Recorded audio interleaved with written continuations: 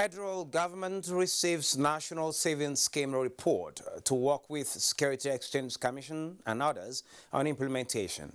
Nigeria to spend 3.53 trillion naira on infrastructure, human capital development, says Finance Minister.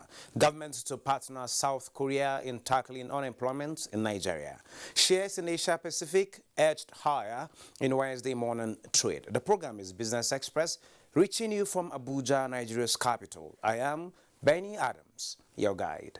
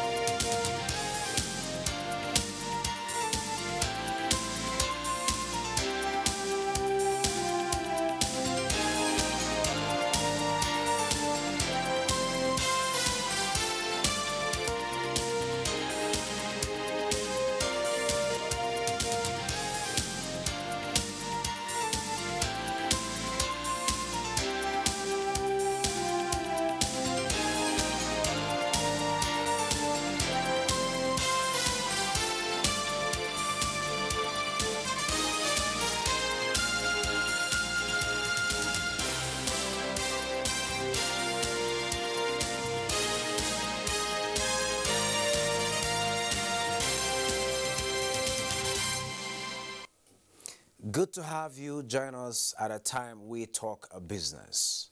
The achievement of the federal government in infrastructure development in the country was brought to the fore at a town hall meeting for Nigerians to appreciate how the present administration under President Muhammadu Buhari has fared. You all agree with me that what we hear is that this government is borrowing. I think today you've heard not only what the government is doing with borrowing, but also the impact of the borrowing on our people. In other words, we borrow to provide roads, to provide power, to provide bridges, to provide airports, provide water and transportation. And of course, when we do that, people are happier, the economy grows, and more people are employed. And the federal government says it would also spend a total of 3.53 trillion naira on infrastructure and human capital development in 2022. The Minister of Finance, Budget and National Planning, Zainab Ahmed, stated this during a town hall meeting organized by the Ministry of Information and Culture on the achievements of the federal government in infrastructure. Infrastructures that have been funded by external loans include the Zungeru hydropower plant project, which was a loan of $984 million, the Lagos-Ibadan Railway project at $1.26 billion, the upgrading and rehabilitation of the Kefi-Akwanga Lafia Road project at $460 million, the supply of rolling stock and depot equipment for the Abuja Light Rail project phase 1, $164 million, the NICTI project, this is an infrastructure, ICT infrastructure backbone, the Galaxy backbone, in the sum of $328 million. We have also the 4 airport terminal expansion projects, phase 2, in the sum of $208.91 million, ancillary works for the same 4 airports, in the sum of $183.62 million. These are all ongoing projects. The mobilization of domestic savings for capital formation and investment is a critical success factor for harnessing the true growth potential of the Nigerian economy. This position was made known by the Minister of Finance, Budget and National Planning, Zainab Ahmed, during the submission of the Working Group report on National Savings Scheme in Abuja. Bosere Ebo reports.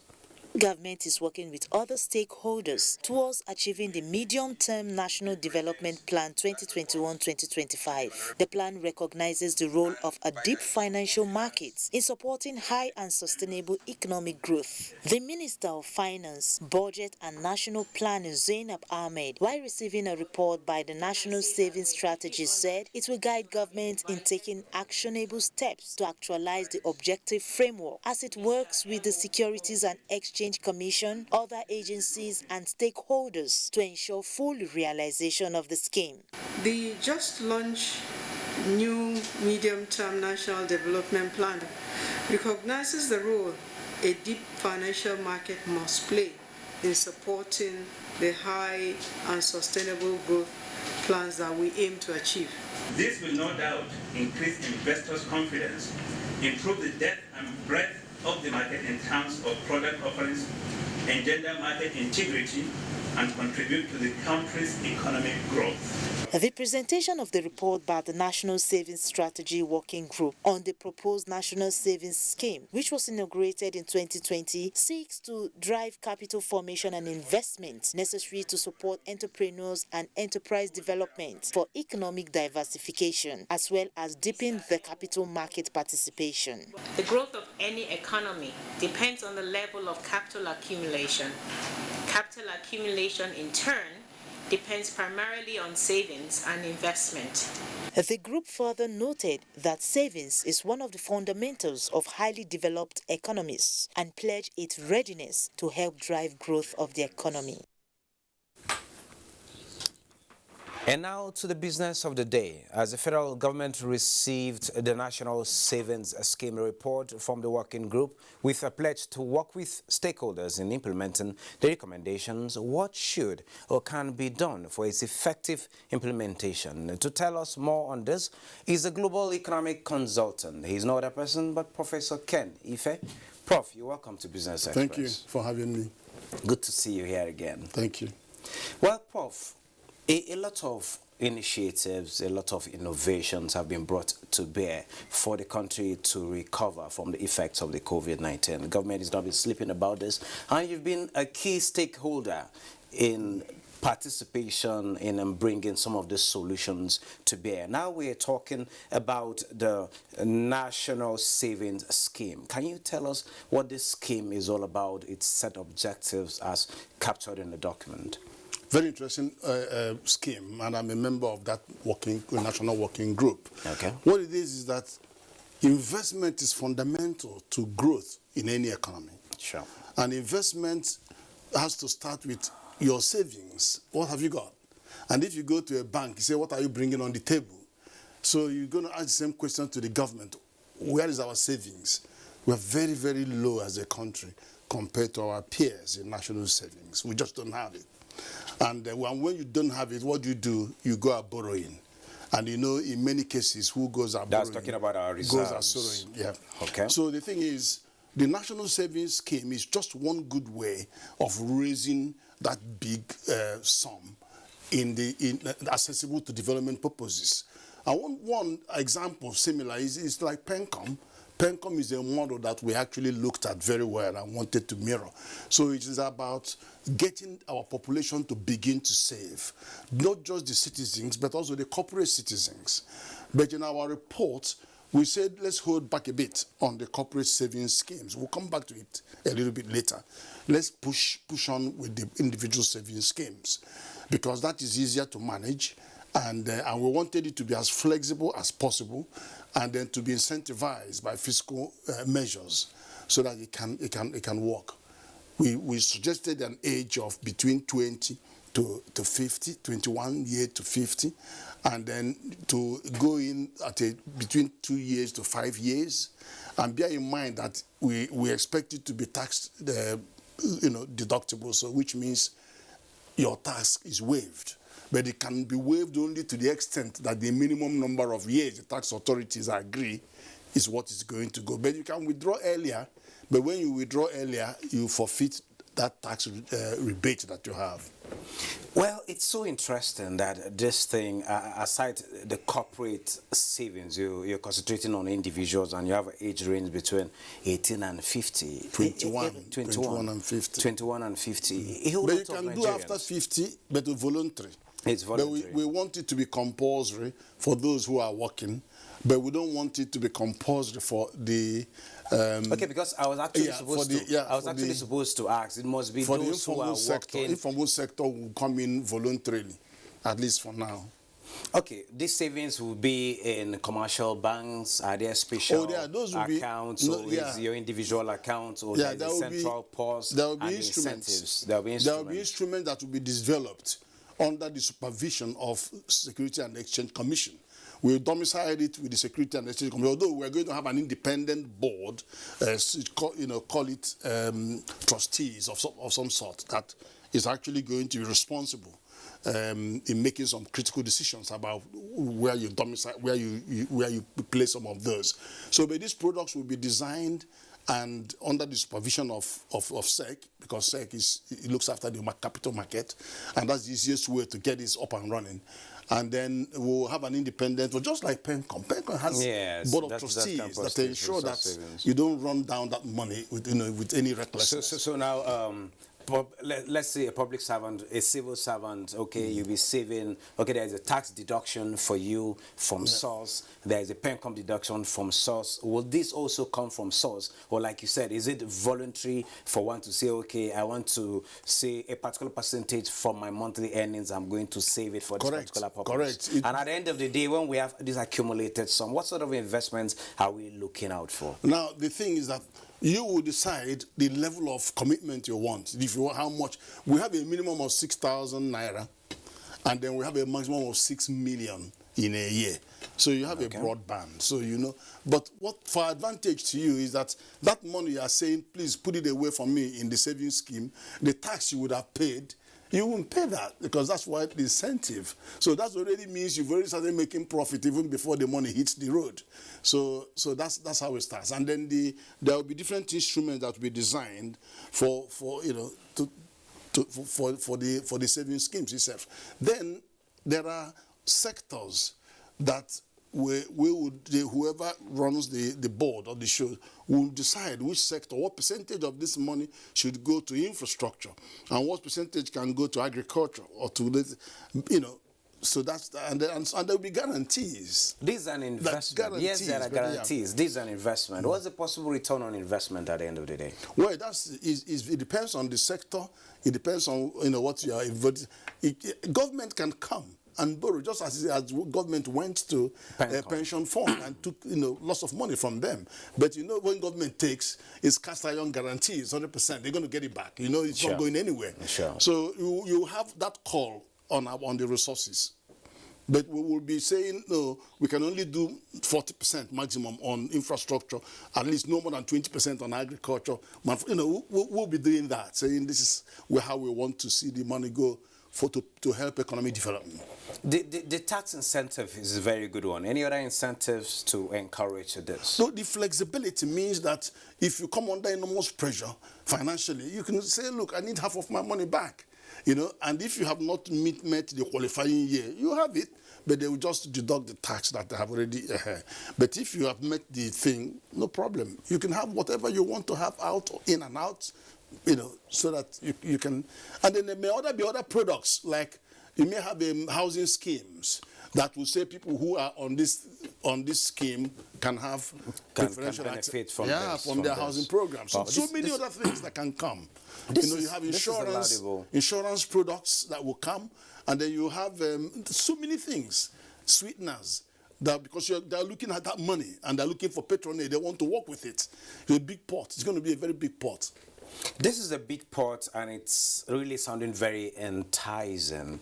How ready is this committee? We usually have very beautiful policies like this. When it comes to implementation, it might just be a challenge. Are there strategies being put in place? I heard the Minister of Finance, they're making commitments to the recommendations, more like implementation. How committed? It's a public-private sector thing.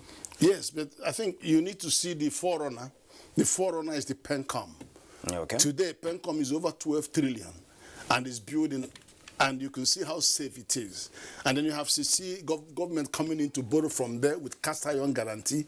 And so there's something that you can say, oh, if we can run along the same line with corporate governance and also with, so then there's hope. It's not something that will be thrown to the wind and you are wondering who took this decision, where's our money? You can have that because you're going to have a board of trustees guarding that money with their life. Well, let me take you a little bit off the fund now, talking about the national scheme.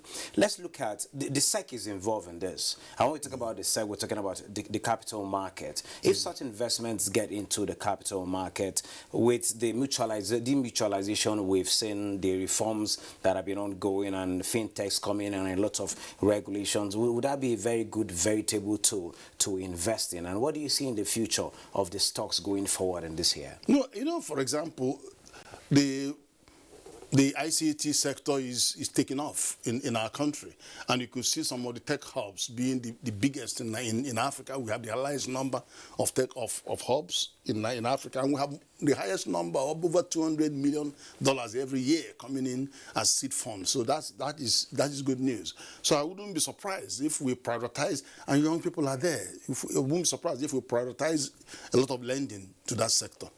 Those are some of the decisions that will be taken. Well, looking at and products that will be designed and developed for those purposes.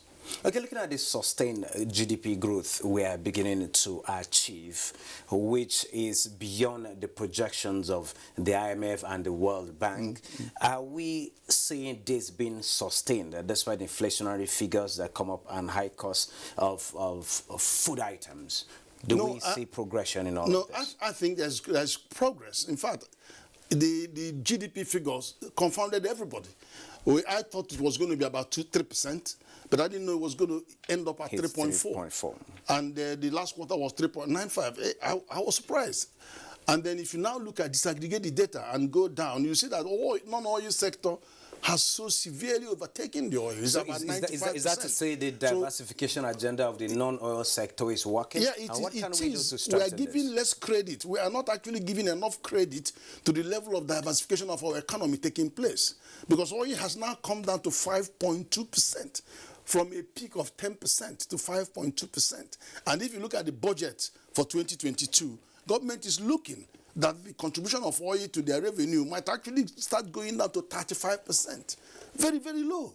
Now, what that means is that economy is getting more resilient, which means that if we have those exogenous shocks on the oil that could bring it down to half the revenue, it's not going to drag us into recession anymore. That's what it means. But of course, we know that the predictions are over the next 3 years, oil price will be on the roof for the next 3 years. Let's look at individual spendings now. The transport sector was one sector that contributed to this growth that we saw in the 29%. GDP. 29%. But now we are hearing 100% increase. Not hearing is a fact. Talking about the airfares. And it's a transport infrastructure that it's very important to Nigerians. People move for businesses to take place, for exchanges and everything. And the safest way to travel is by air. The roads, yes, federal government is doing a whole lot on the roads, but yet we are not yet there. How do you see this affecting the economics of spending on the individual? That's very interesting, actually, that you raised that. Our aviation sector has posted over 60% growth, recovery from pre-COVID.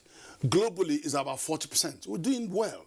And then I know I spoke to the management of the aviation sector, and I was looking at the elasticity of demand and found that, even though the costs are going high and higher and higher, the demand far outstrips the supply of travelers. So, they won't dent their figure. This doubling of fare will not touch the number because more people are going in and we don't have alternatives for now. But I've been also looking at the possibility of setting up an aviation bank to help ease the pressure and bring resources for them to hire more jets and all sorts of things. We're looking at so many other areas, and the ecosystem needs investment to develop. Investment is the key word. Yeah. Yes, there has been the issue of concession of 4 airports. Absolutely. And all of that investments coming, and infrastructure is still a key thing. Is government doing enough? And then the competition from Africa, the opening up of the African airspace is something that you cannot ignore. We can't compete the way things are with Nigeria. Thank you so very much, Professor Kenife, for sharing your thoughts with us at this particular point in time. Thank you. It's always a pleasure having you. And you too. Thanks. You're welcome. Moving on, the Senate has expressed concern over what it called the astronomical increase in airfare in Nigeria, urging the federal government to do more on roads rehabilitation and construction. The decision follows adoption of a motion moved as a matter of urgent national importance at Tuesday's plenary.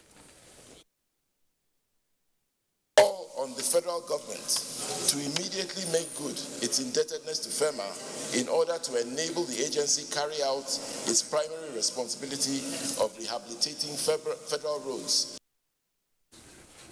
The House of Representatives is working on legislations that will improve the welfare of retirees and strengthen the National Pension Commission. This was contained in a message by the Speaker, House of Representatives, Femi Gbajabiamila, at a one-day public hearing on 2 bills before the House Committee on Pension.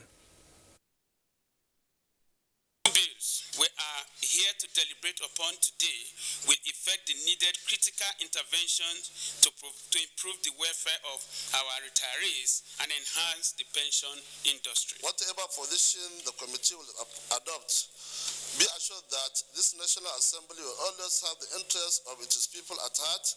People should be allowed to withdraw up to 75% of their lump sum. Because the government has seen that they don't have to exit a successful scheme, that is why it has continuously rejected to approve. Currency markets paused for breath on Wednesday after a choppy few sessions as whipsawed markets looked to get handle on the latest developments in Eastern Europe amid a deepening crisis in Ukraine. How much is the Naira exchanging for other currencies? Let's take a look.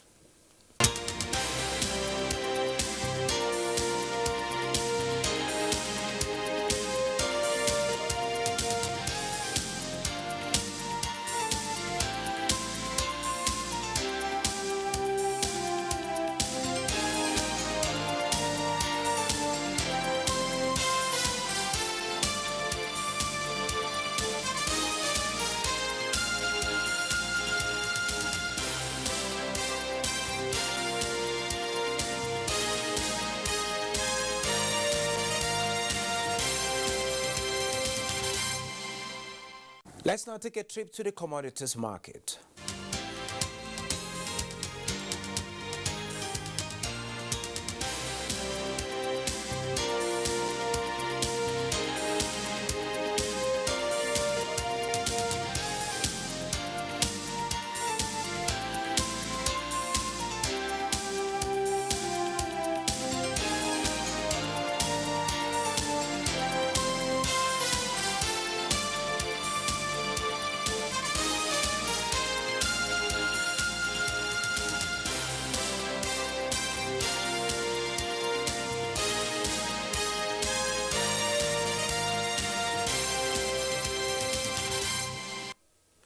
And now the capital market at the close of Wednesday trading, the all-share index closed at 47,207.27 basis points. Market capitalization appreciated to 25.4 trillion naira. 230.6 million shares valued at 3.4 billion naira were traded in 4,377 deals.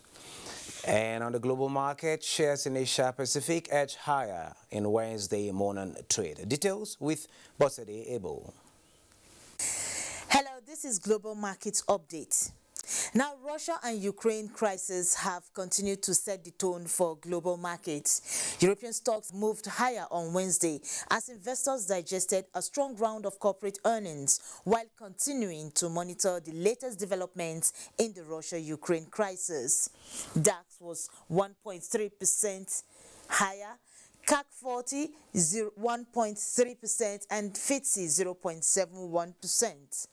In Asia, mainland Chinese stocks closed higher, with the Shanghai Composites gaining 0.93% across 3,489.15.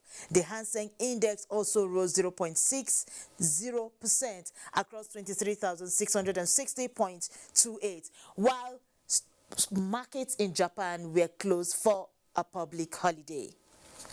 U.S. stock market futures were higher in early morning trading Wednesday after the S&P 500 closed in correction territory amid escalating tensions between Russia and Ukraine. Futures contracts tied to the Dow Jones Industrial Average advanced 261 points, the S&P 500 0.93%, and the Nasdaq Composite also topped 1.31%. African markets haven't performed too well this week due to the conflict between Russia and Ukraine, which has been the major factor affecting global markets. However, Namibia's overall index rose mildly at 0.05% across 1,732.57. That's the global market review. I am Boss Sede Abel. Thank you, Bosere. And the Business Express returns Thursday by 9:30 a.m. I am Benny Adams saying, stay safe.